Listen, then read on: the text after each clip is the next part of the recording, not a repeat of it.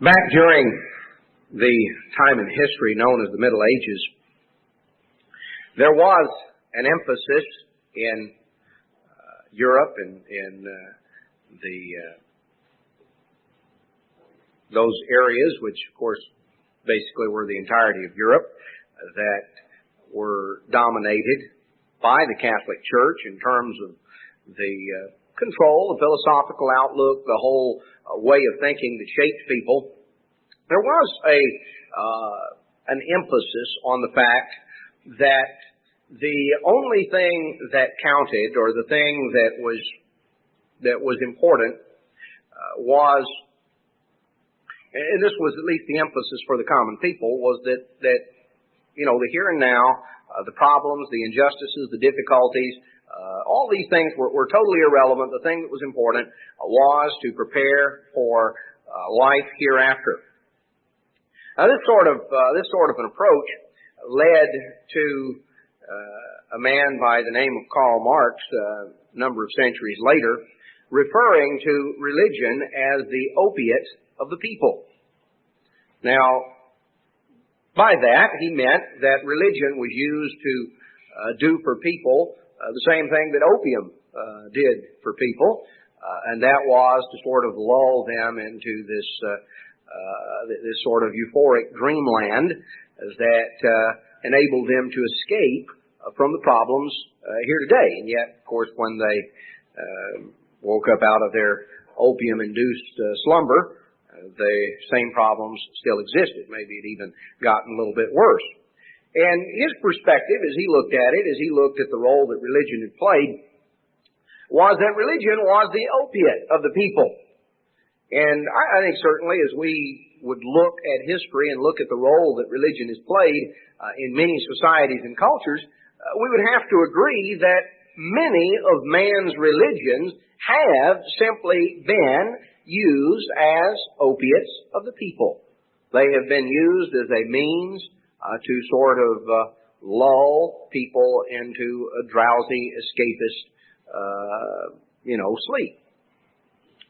On the other hand, we live in a society, a world today, where all the emphasis is on right here, right now. And the emphasis is on you got to get it all now. You only live once. And this, of course, is the concept a lot of people have.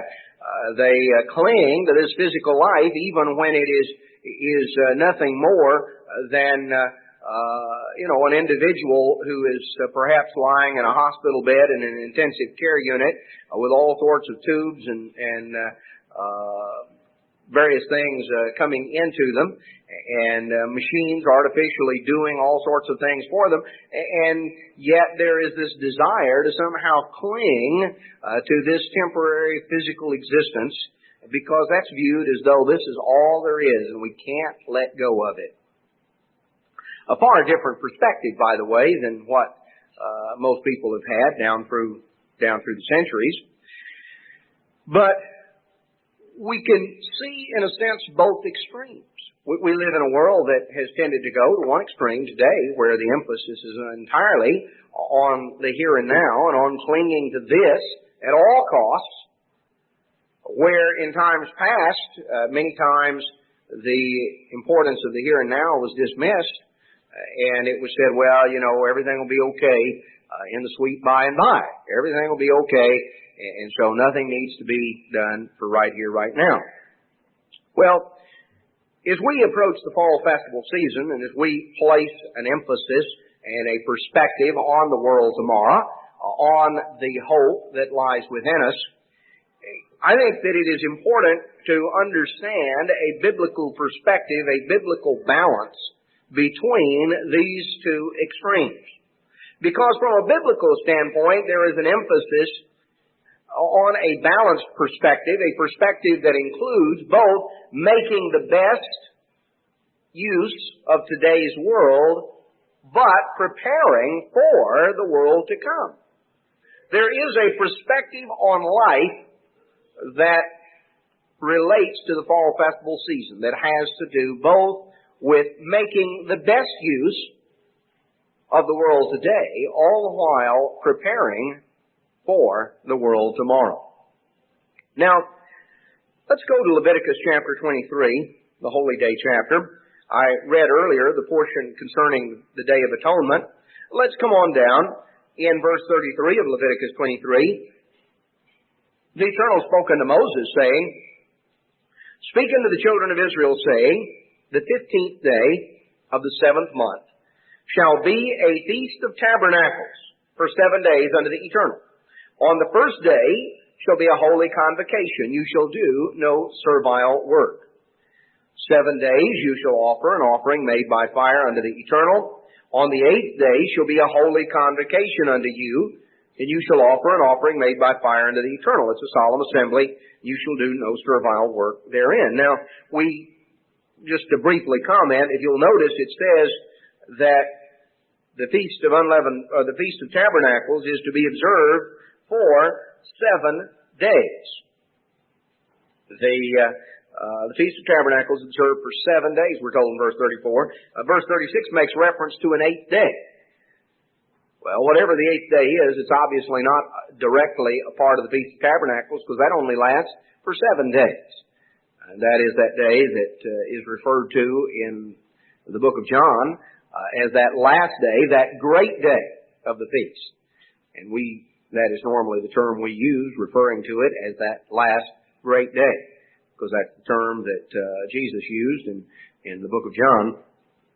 It is a day whose significance will be more fully explained later at the feast. But it was connected on to the Feast of Tabernacles, but not distinctly a part of it. So, we're told in verse 37, These are the feasts of the Eternal, which you shall proclaim to be holy convocations. And in verse 39, Also in the 15th day of the 7th month, when you shall have gathered in the fruit of the land, that's why it's called the Feast of Ingathering. It celebrated the great gathering in, the great final harvest. You shall keep a feast unto the Eternal 7 days. On the first day shall be a Sabbath, and on the 8th day shall be a Sabbath. And you shall take you on the first day the boughs or the fruit of goodly trees, branches of palm trees and boughs of thick trees and willows of the brook, and you shall rejoice before the Eternal your God 7 days. You shall keep it as a feast unto the Eternal 7 days in the year. It shall be a statute forever in your generations. You shall celebrate it in the 7th month. You shall dwell in booths. The Hebrew word is sukkot, and that is the Hebrew name for this feast, sukkot. It means literally booths or tabernacles, temporary dwellings. You shall dwell in booths 7 days. All that are Israelites born shall dwell in booths, that your generations may know that I made the children of Israel to dwell in booths when I brought them out of the land of Egypt. I am the Eternal your God. And Moses declared unto the children of Israel the feast of the Eternal. Now, there is an emphasis here. The Feast of Tabernacles was related very directly to dwelling in tabernacles, dwelling in booths, dwelling in temporary dwellings. And God said in verse 43, this is one of the reasons for this is that you may know, that you may appreciate the fact that the children of Israel dwelt in temporary dwellings when they came out of Egypt. When Israel came out of Egypt, they were heirs. They were heirs of the land to come, or the world to come, the promised land. They were heirs of the promises that God had made unto the fathers, Abraham, Isaac, and Jacob.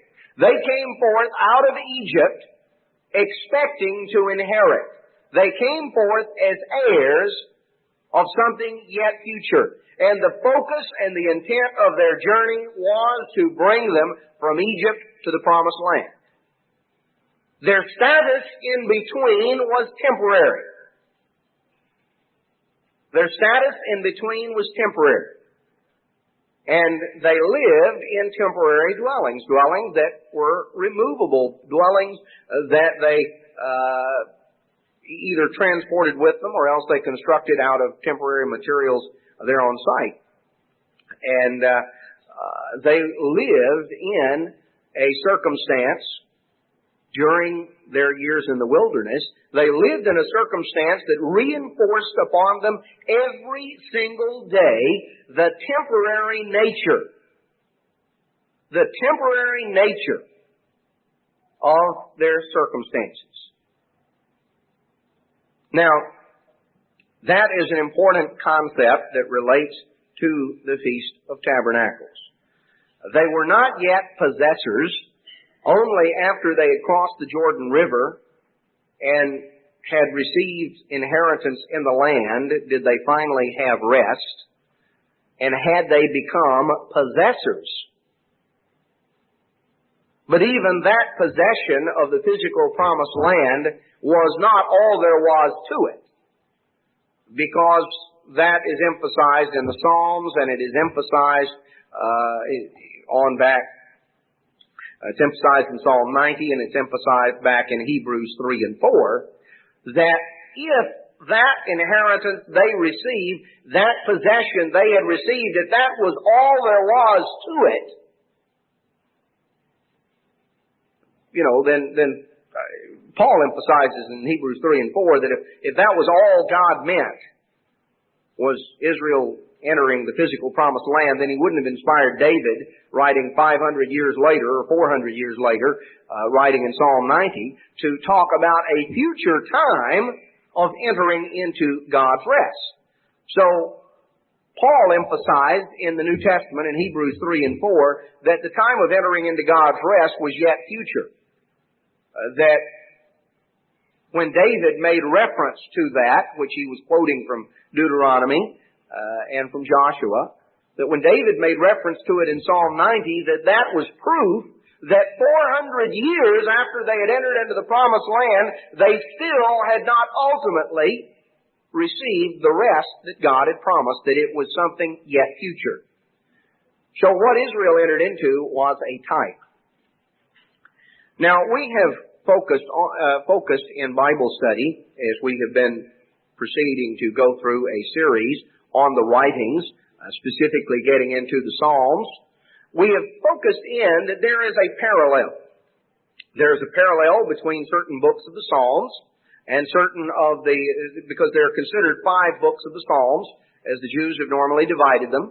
And we, of course, went through the first book of the Psalms, last Bible study, Psalm 1 through 41, which we saw corresponded to that festival season that relates to the Passover season, Passover, Days of Unleavened Bread.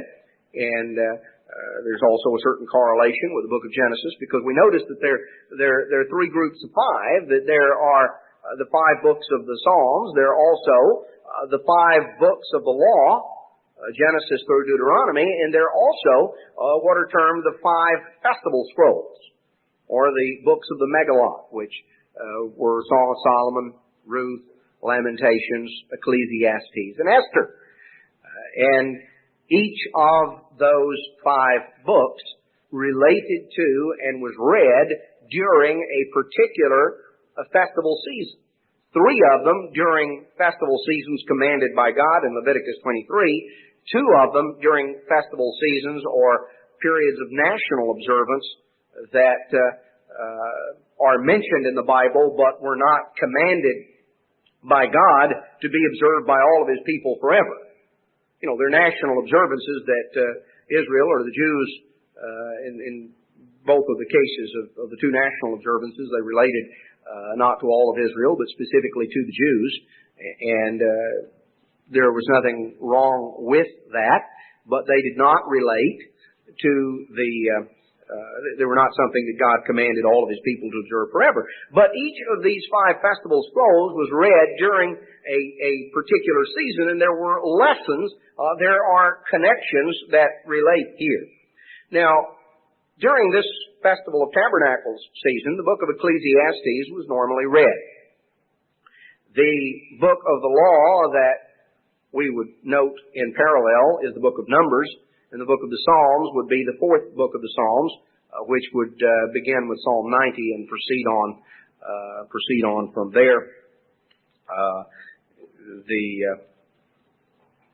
Up through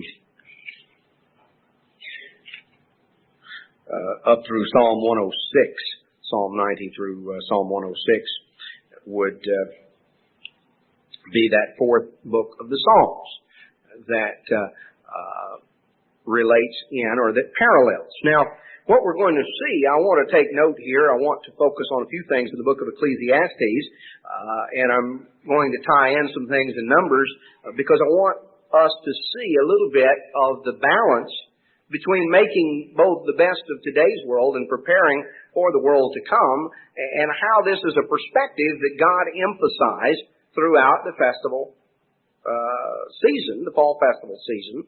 And it is a perspective that we need as we live our lives, as we are to live our lives in a balanced anticipation of the kingdom of God, which is to be established.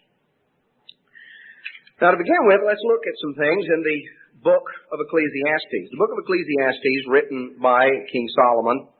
And Solomon was the great experimenter. He went through life and pursued many different things.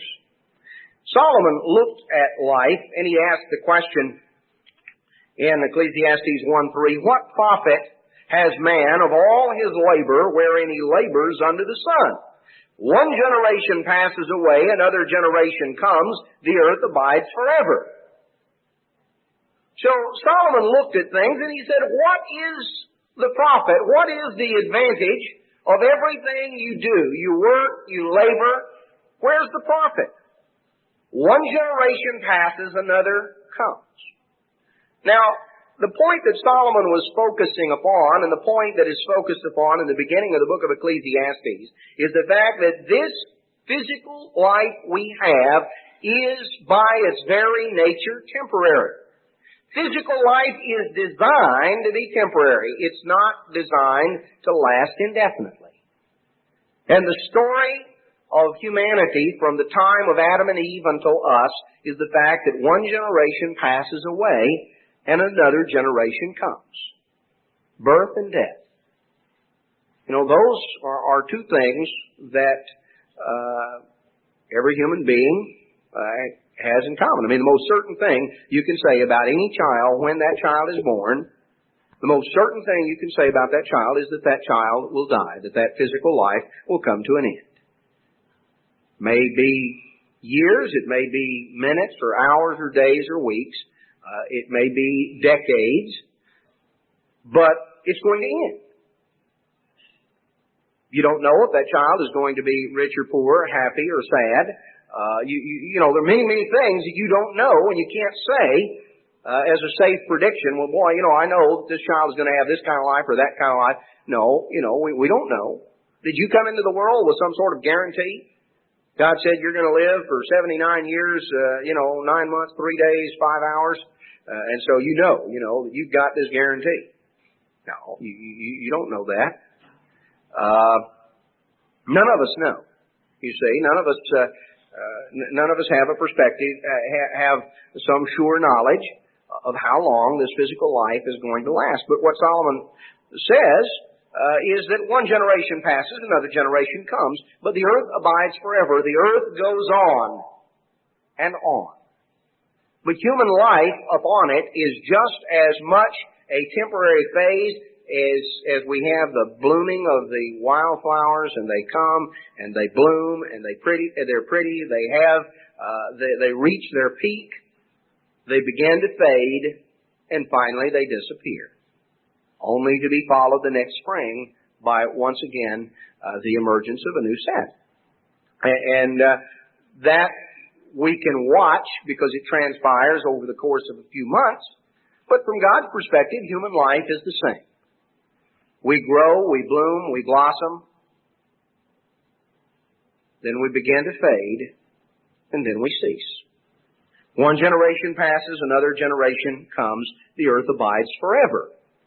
So, what we have right now is temporary, but there is something that is going to endure forever.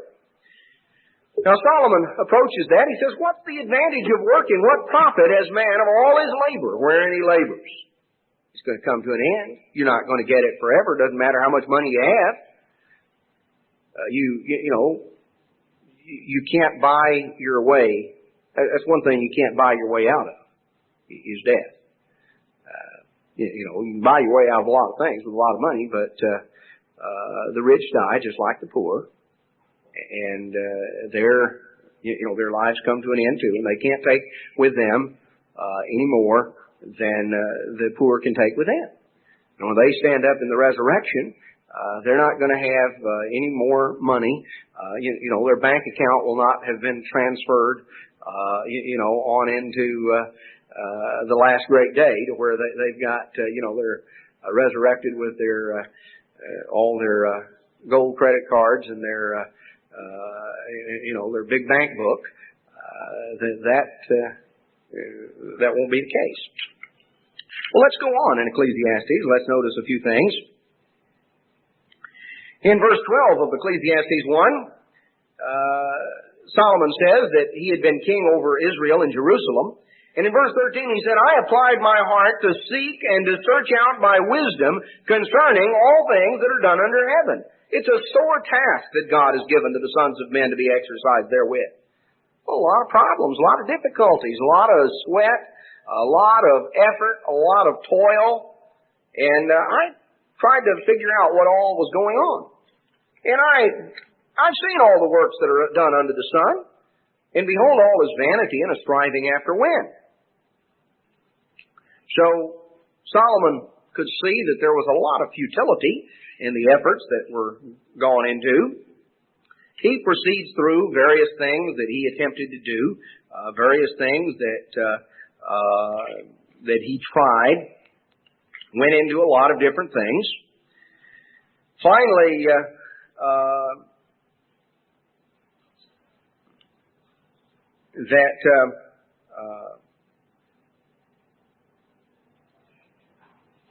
he goes on and comes on down in Ecclesiastes 2.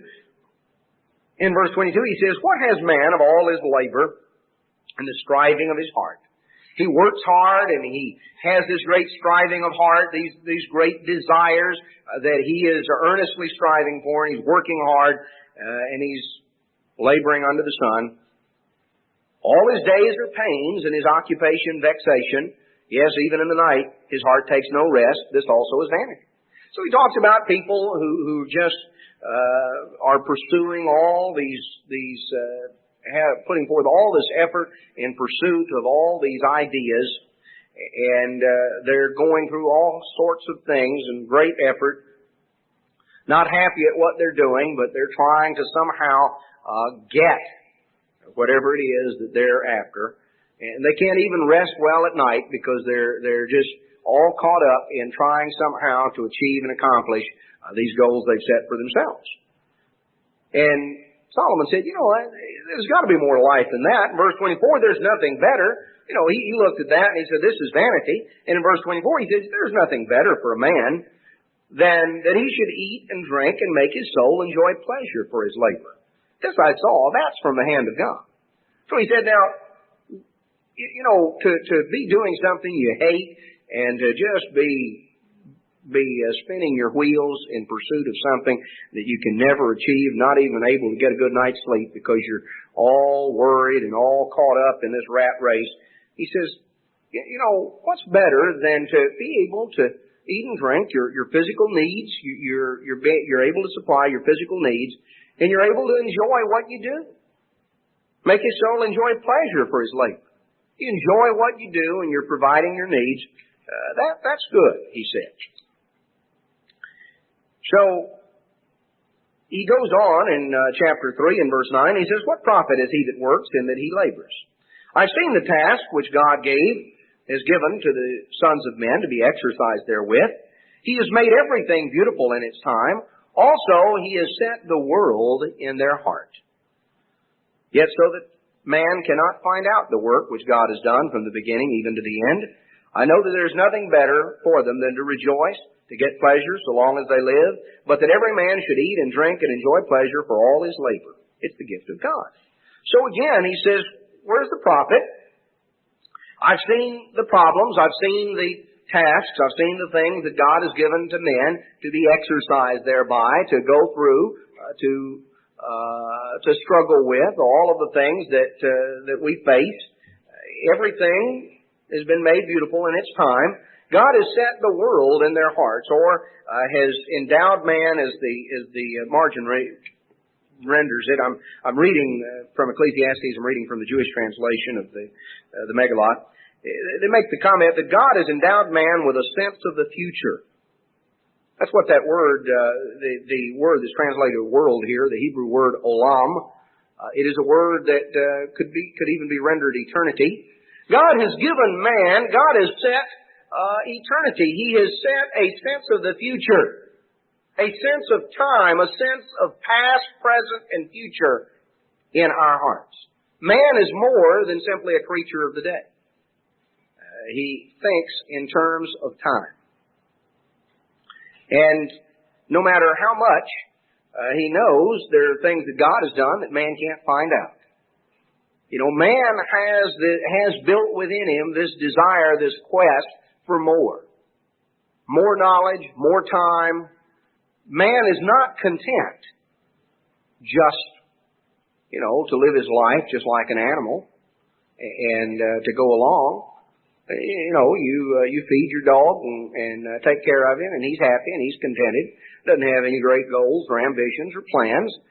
He just sort of goes along, wags his tail, and as long as he's getting plenty to eat and somebody to pat him on the head every now and then, well, he's in pretty good shape. Human beings can go along and they can have their physical needs taken care of, but somehow there is a desire for something more, because God has put something in us that reaches beyond the here and now, a desire for more than what we can get. So again, he says, I can see that to eat and drink and to enjoy what you do, to enjoy your work, that's a gift of God. But again, there's more. Continuing on down in chapter 4, in verse 4, he said, again, I considered all labor and all excelling in work, or all skill in work, that it's a man's rivalry with his neighbor. This also is vanity and a striving after wind. The fool folds his hands together and eats his own flesh. In other words, fool doesn't do, he doesn't, is not in rivalry with his neighbor, but he doesn't do anything. He just is lazy and sort of folds his hands, and eventually he'll just consume himself. He'll starve to death. So that's not the answer. But notice what he said. He said, I looked and I saw the labor, to work and to enjoy what you do and to derive pleasure and a sense of accomplishment from what you do is great. But he said, I looked at the labor and the excelling work, and I saw that really the motivating factor there for most people is rivalry with their neighbor. The people who are really working hard, in a lot of cases the reason they're working hard is, from jealousy of one toward another. A man's rivalry with his neighbor. A literal translation from the Hebrew is from jealousy of one toward another. This is one of the great motivating factors of competition. Trying to keep up with the Joneses or to get ahead of the Joneses. People, it's amazing what people do. Run up tremendous debts and just put themselves under great burdens. Trying to get ahead, trying to keep up. They look and they see what somebody else has and they just gotta have it. And this sort of thing. So he said, I looked at all the labor and all the effort and the skill and work, and I saw that so much of that is motivated by jealousy and rivalry, people trying to get one up on their neighbor. And this is vanity and a striving after wind. The answer is not to just fold your hands and do nothing. That's not the solution either.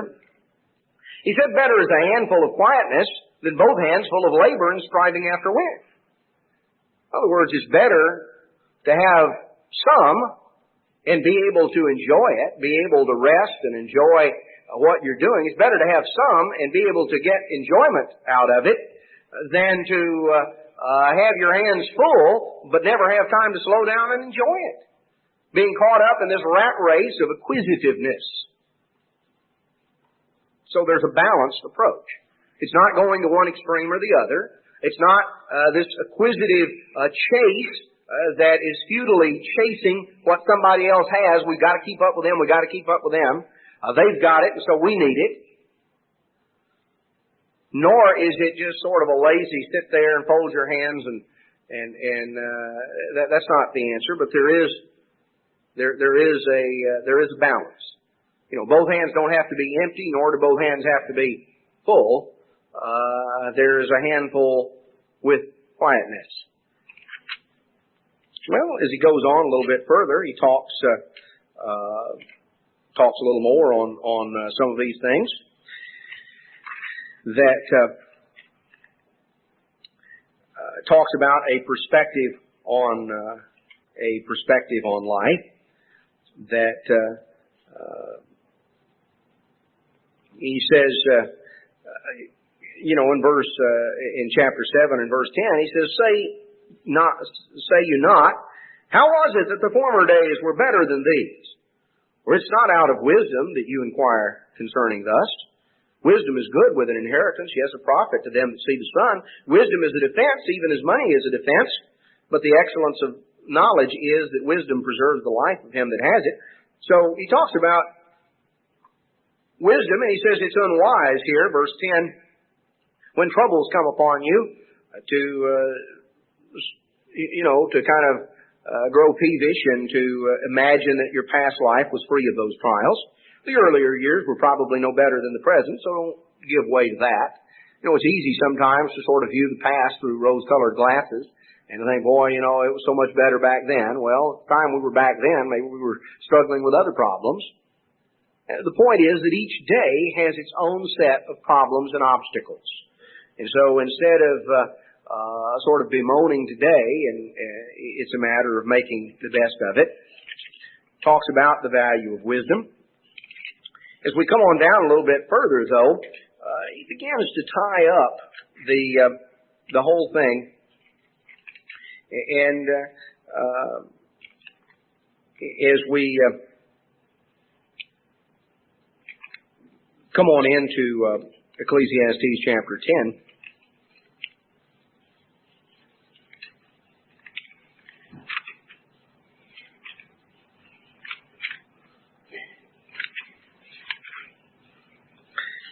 He talks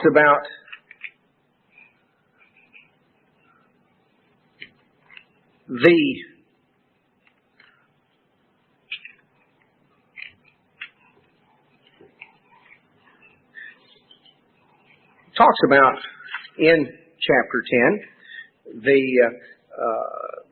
more of the role of wisdom and the extent to which wisdom is profitable to direct our lives in Proverbs 10 or in Ecclesiastes 10 and verse 10, and goes on in the fact that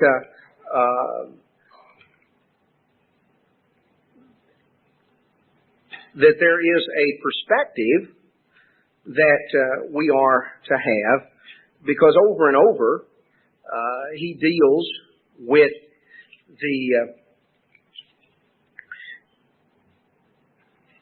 the fact that there is something that even though we look around and we see the problems and the difficulties and the things that go on, that there are things that are of benefit and are of value even in this world right now, because he talks about the fact that down in Ecclesiastes chapter 9,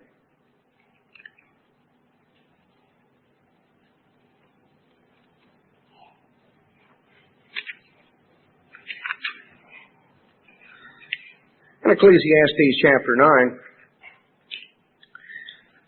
he says in verse 3, there is an evil. This is an evil in all things done under the sun, and there's one event unto all. Yes, also the hearts of the sons of men is full of evil, and madness is in their hearts while they live, and after that they go to the dead.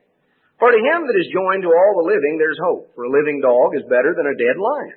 The living know that they shall die, the dead know not anything, neither have they any more a reward, for the memory of them is forgotten. As well, love as their hatred and their envy is long ago perished, neither have they any more portion forever in anything that's done under the sun, not in this life here and now.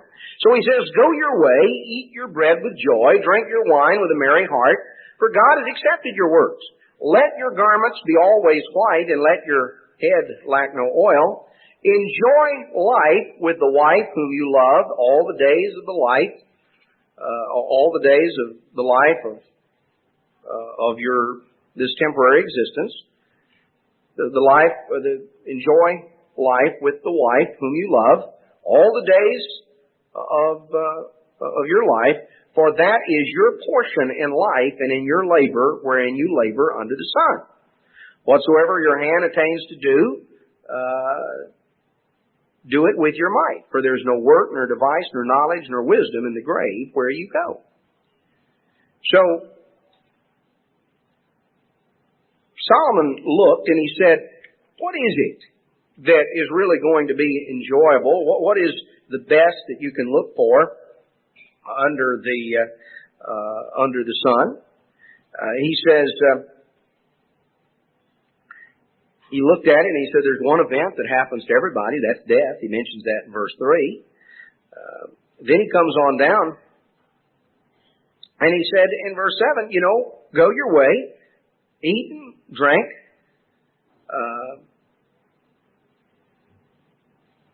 in verse 9, enjoy life with the wife whom you love.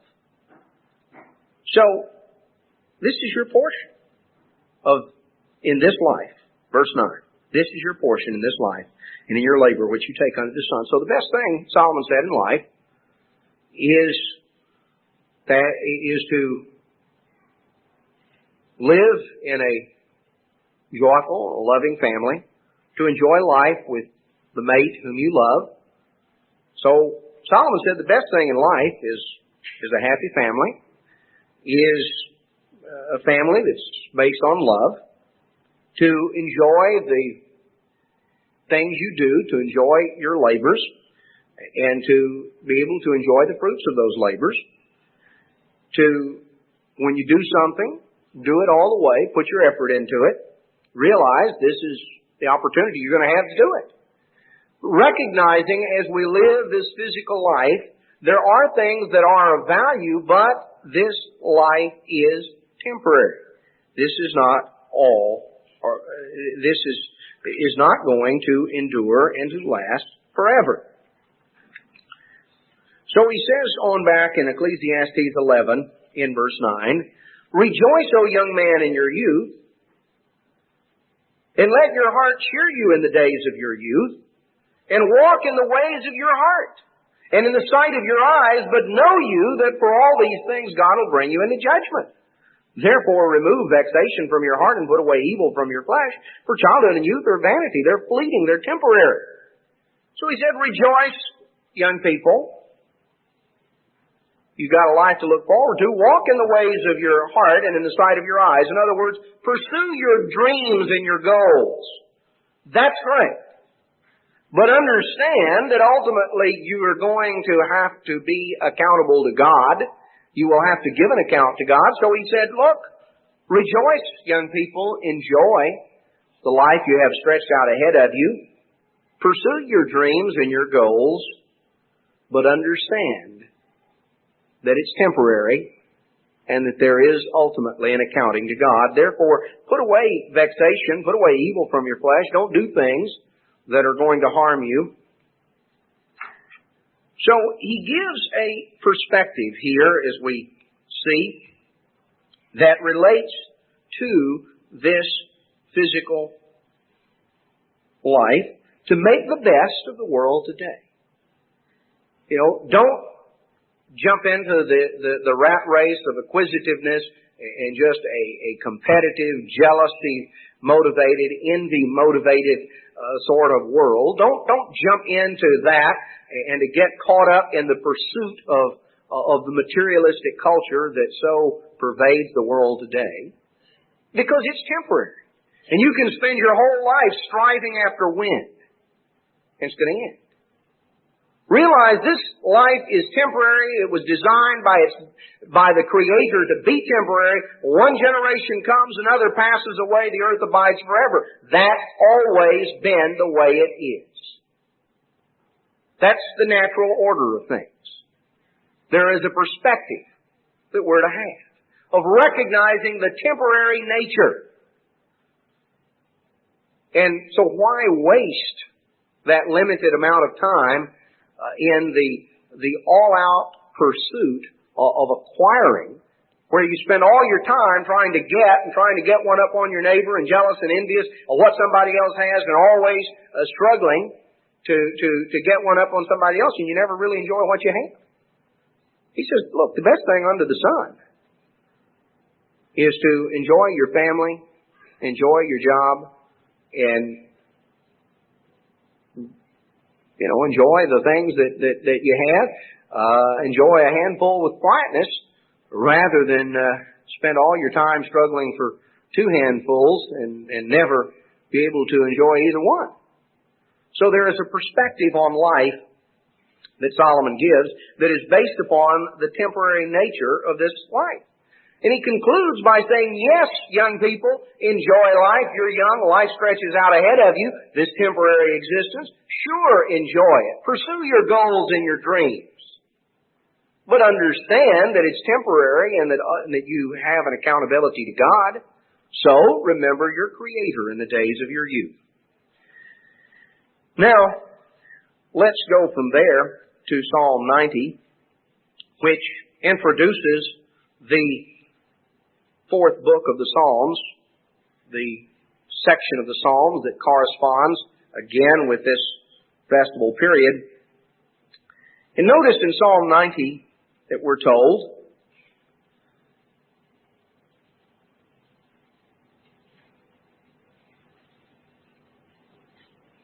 in verse 10 of Psalm 90, he says, the days of our years are 80. The days of our years are 70. And if by reason of strength they be 80, yet is their strength labor and sorrow, for it's soon cut off and we fly away. Verse 12, so teach us to number our days, that we may apply our hearts unto wisdom. Psalm 90 starts off by setting the stage of the fact that this present life is temporary. Basically, the average is 70 years. Some, a little hardier stock, a little hardier constitution, they may live to be 80, but it's still going to come to an end. It's not going to go on very far past that. The point is, it's temporary. In verse 12, teach us to number our days, that we may apply our hearts unto wisdom. To use each day to the best, to number our days, to be conscious of the finite, limited, temporary quality of the time we have, and to apply our hearts to wisdom, to pursue the things that are right and good. Now, this is an important part, to apply our hearts unto wisdom. Now let's go back to Romans chapter 1.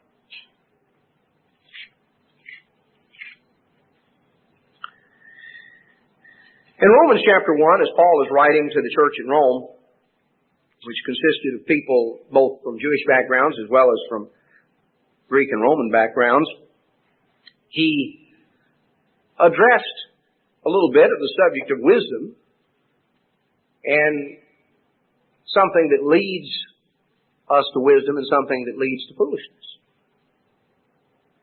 In Romans chapter 1 and verse 21, as Paul is showing that the Greeks who prided themselves on their wisdom, on their great philosophers and thinkers, that what they prided themselves on, and the great thinkers and philosophers they prided themselves on as the font of wisdom of the ancient world, that in reality they were pretty foolish. And he said in verse 21 of Romans 1, he says, because that when they knew God, there was a time, certainly right after the flood, there was a time when all humanity, weren't many of humanity, but all humanity that there was, when they all knew God. Because that when they knew God, they glorified Him not as God, neither were thankful, but became vain in their imaginations, and their foolish heart was darkened. Professing themselves to be wise, they became as fools, Now, we just got through seeing in Psalm 90 verse 12, "And as God, neither were thankful. But they became vain in their imagination, and their foolish heart was darkened." You know, there is a progression. One of the most vital things that is necessary if we are going to if we're going to make the best of our calling, if we're going to achieve what God has called us to, is that we're going to have to value and appreciate our calling and be thankful and grateful to God. There are those who have been called who don't glorify God. They're not thankful. No, you know, they may be resentful of the fact of the things they can't do. They're sort of gazing longingly back into the world. You know, sort of like Lot's wife. Instead of being thankful and grateful to a merciful God who gave her a chance to get out of Sodom when the fire and brimstone came down, she looked back. She really didn't want to turn loose of it. She looked back. You know, that's what it's talking about here. When we have a knowledge of God, we must appreciate and value that knowledge in perspective and in comparison with everything else, realizing how great and wonderful is that knowledge. If we treat that knowledge cheaply, if we take it for granted, if we treat it cheaply and casually, and we're not thankful and appreciative for what God is giving us the chance to do, if we look back longingly to the world from which we came, then what happens? He says we become vain in our imagination. In other words, the reasonings, the ideas, the things that we concoct in our mind become things that just simply lead to futility. And ultimately, our heart, our mind, our understanding begins to grow dark. It's sort of like, you know, a light with a rheostat where you begin to turn it down and the glow begins to go down and gets darker and darker, and finally it goes out. It's a process. I think one of the most important things to teach our children from the earliest point of their life is to teach them to value and appreciate their calling and to be thankful for it. I think it's probably the determining factor more than any one other thing as to those who will stick with and those who stick with God's church and those who don't, those who value and appreciate their calling, who are appreciative and thankful. You see, Esau did not value his birthright. Because he didn't value it, he threw it away, gave it away. Sold it for a bowl of soup, if you can imagine that.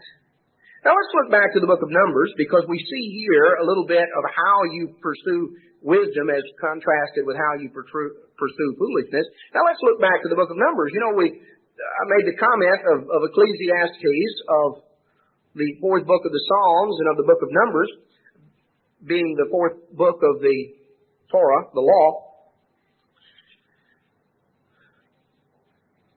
Leviticus 23 said that one of the reasons we live in temporary dwellings during the Feast of Tabernacles is it reminds us, it harkens back to Israel living in temporary dwellings during the years in the wilderness. Numbers is the story of when Israel dwelt in temporary dwellings.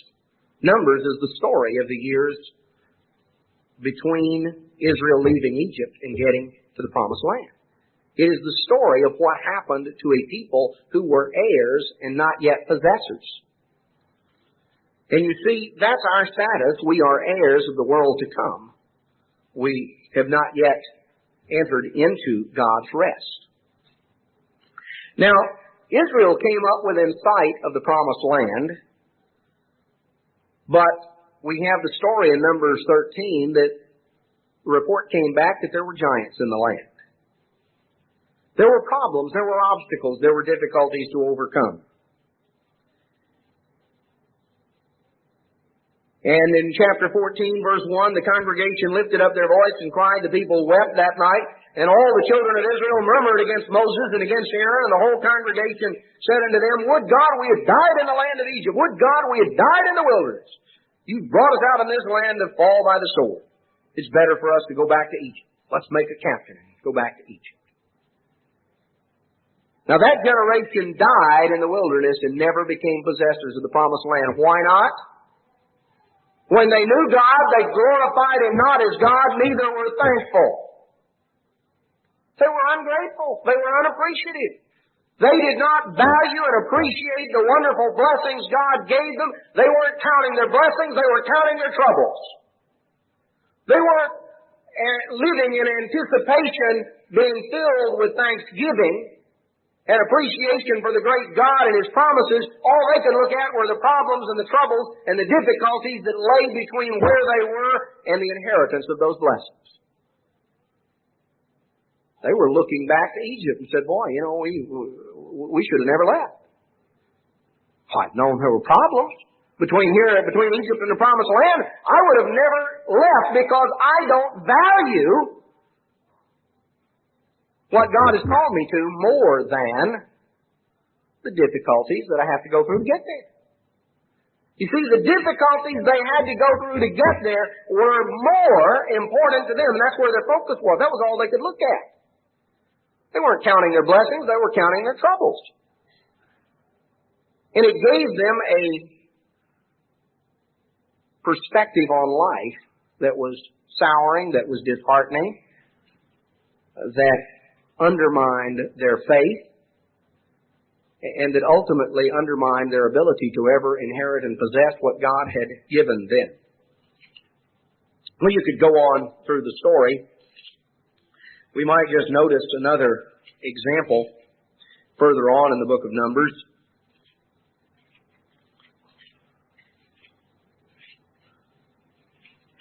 As we come on down a little bit further, Numbers chapter 25. Here's in the story of Balaam. In Numbers chapter 25, verse 1, we are told that Israel abode in Shittim, and the people began to commit whoredom with the daughters of Moab. They called the people unto the sacrifices of their gods, and the people did eat and bow down to their gods. And Israel joined himself unto Baal-peor, and the anger of the Eternal was kindled against Israel.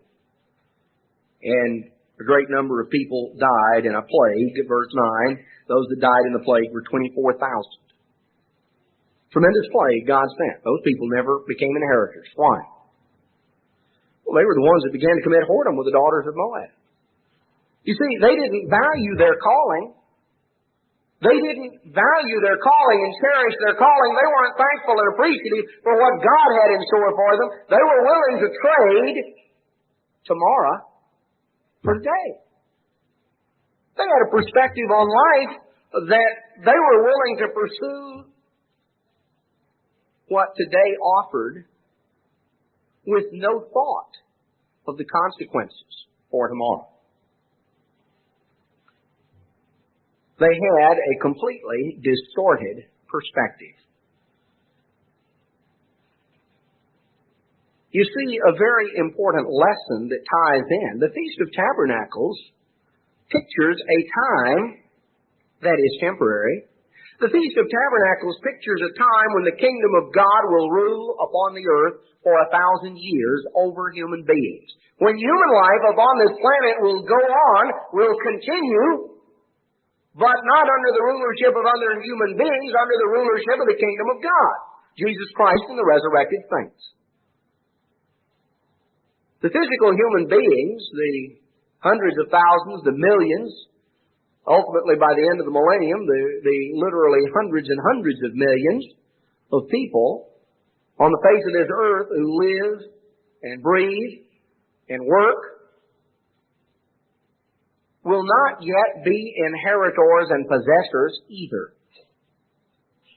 They will not have totally entered into God's rest. They will still be living life as human beings.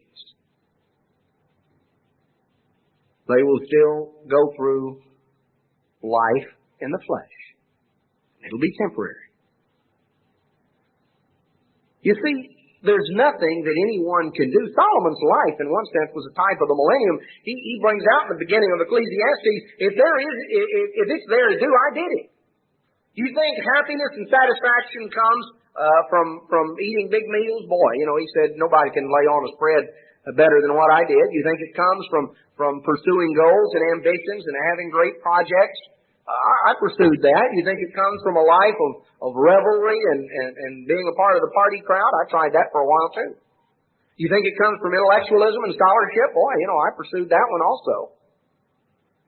Solomon says, what can the man do that comes after the king? What are you going to do that I haven't already done? He said, I've tried it all.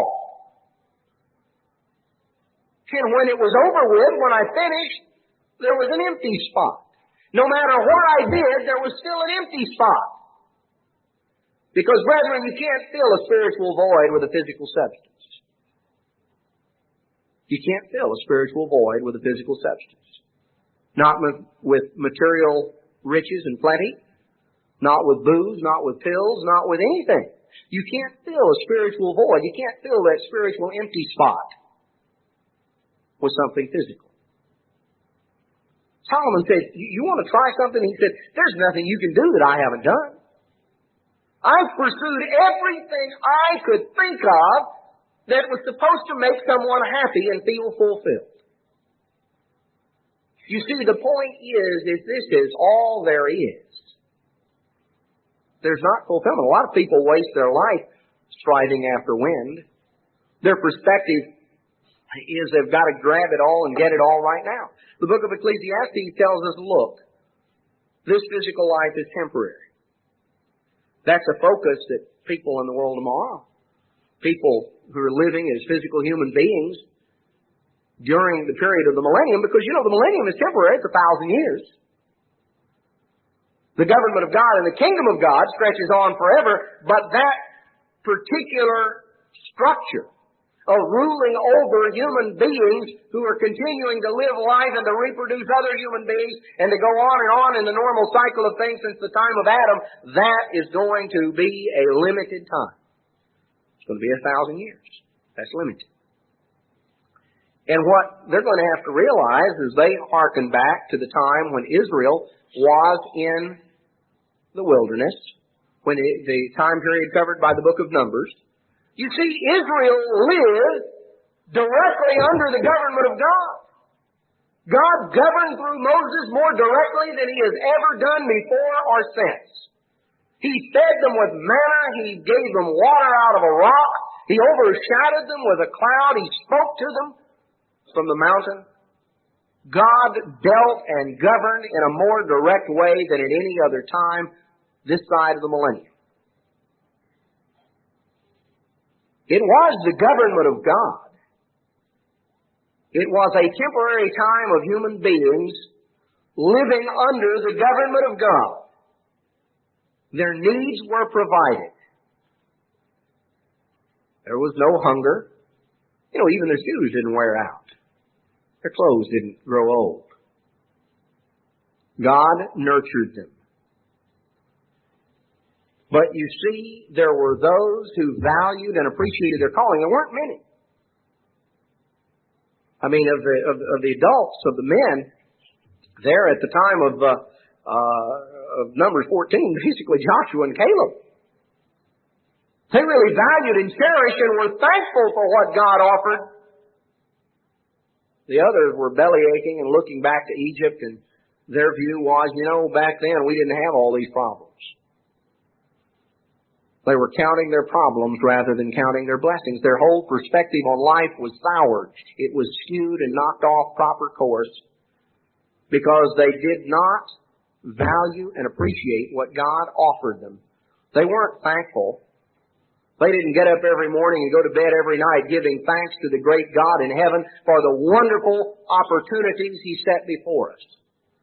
I think that's one of the most important things that everybody, if you want to stay in God's church, and if we as parents want our children to stay in God's church, one of the most important things to orient every single one of us from the very beginning is an appreciation for our calling, a realization of the wonderful opportunity that God is making available to us, and that it is so wonderful and so valuable that we need to thank Him for it every day of our lives and never ever trade it for anything.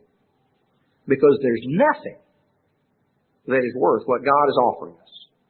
That's a perspective on life. that is ultimately going to determine whether we make it into the kingdom or don't. Because if there's something that is worth more to you than the kingdom of God, then ultimately you're going to take it. Because Satan is going to see that it's dangled in front of you. And if there's something you want more than the kingdom of God and that is of greater value to you than the kingdom of God, then Satan is going to make sure it gets dangled in front of you. And there you go. You see, Esau did not appreciate and value his heritage. Didn't appreciate it. He was not thankful for his calling. He was not thankful for what he had the opportunity to be a part of. These Israelites that came out, so many of them during this time period, were not thankful. They were not appreciative. They didn't count their blessings for what God had in store for them. They were looking back for Egypt. They were looking for the pleasures of sin for a season.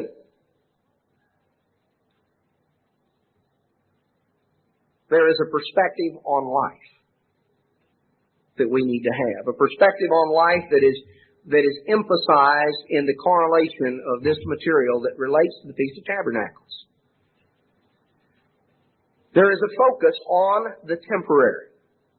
There is a focus on the fact that we are heirs, not yet possessors.